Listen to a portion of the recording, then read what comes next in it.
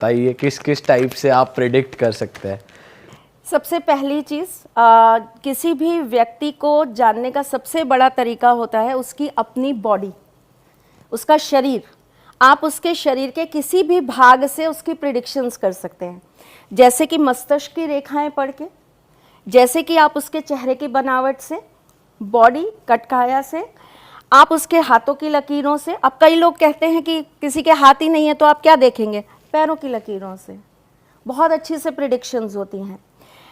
आपके नाखून जो होते हैं, पैरों के अंगूठे का नाखून और आपके हाथ का नाखून अंगूठे का, इससे भी आपके बारे में बहुत सारी चीज़ें प्रिडिक्ट की जा सकती हैं।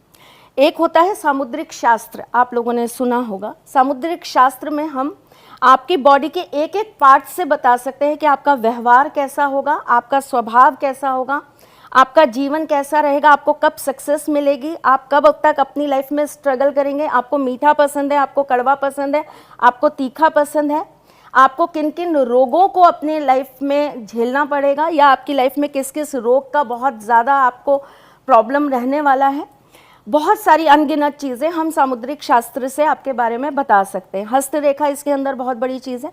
फेस रीडिंग, योर वॉइस, मैं वॉइस रीडर भी हूँ मैम। अगर मेरे जैसा कोई आपके पास आए जुकाम में तो नो इश्यूज, आपकी आवाज़, आपकी वाइब्रेशंस तो निकलेगी। हाँ।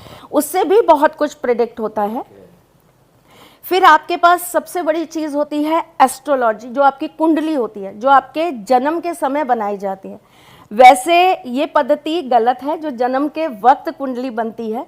किसी भी मनुष्य की कुंडली तभी बन जाती है जब वो अपनी माँ के गर्भ में होता है, और हम लोग तो गर्भ धारण करने के समय से बता सकते हैं कि इस जातक का जन्म होगा कब, कौन सी डेट पर होगा, किस वक्त पर होगा। टाइम भी कैलकुलेट किया जा सकता है अगर आप उसे किसी अननेचुरल पद्धति से ना जन्म कराएं, जैसे कि ऑपरेशन वगैरह करवा के, तो नेचुरली आपको बताया जा सकता है कि इतने बज के इतने मिनट पर इस बच्चे का जन्म होगा। और मैं खुद इसका आपके सामने लाइव एग्जाम्पल हूँ। मेरे पैदा होने के 4 महीने पहले मेरी कुंडली बन चुकी है।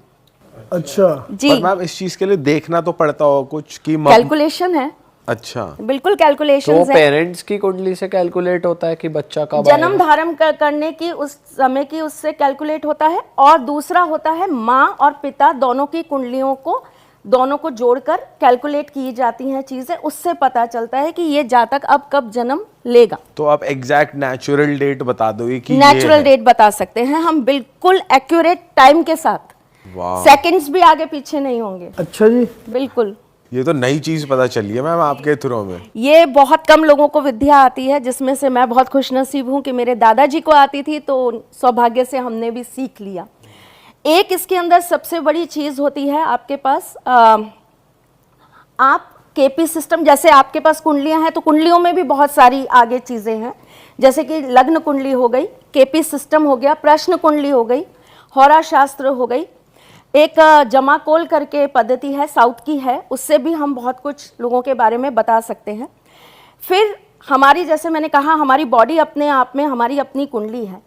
आपकी परछाई से आपकी कुंडली बन सकती है। परछाई से? परछाई से कैसे करोगे मैम? सूर्य उदित होने के समय, जब सूर्य उदय होते हैं, उस समय से आपको सूर्य के सामने खड़ा किया जाता है, और जैसे जैसे सूर्य की परछाई बढ़ती जाती है, मतलब उनका तेज बढ़ता जाता है, और आपकी बॉडी की जो परछाई आती जाती है उसे नापा जाता है और उसको कैलकुलेट किया जाता है।